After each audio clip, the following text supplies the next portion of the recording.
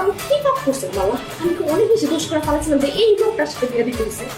এই লোকটার সাথে আমার নামটা লিখতে হয়েছে। আমি কি পাপ করছিলাম? আর তুমি আমার বলছো বাবার বলছো সত্যি তো হবে এই লোকটাকে আমি আর সহ্য করতে পারি না। আমিও তো বলতে পারি আল্লাহ তুমি আমার একটা প্যাকেট দিলা দলা ভিতরে মাল কালা আলকাতরা বলতে পারি না উপরে তা ফিটফাট ভিতর দিয়ে সতর্কাট হ্যাঁ আমিও তো বলতে পারি আল্লাহ এই গজবটা আমার গলায় কি লিগা ঝুলাইলা কি অন্যায় করছিলাম আমি বলতে পারি না আমি বলতে পারোস তোরে বিয়ে করে আমার জীবনে যত স্বপ্ন আছে না সব এইভাবে ভাইয়া গেছে।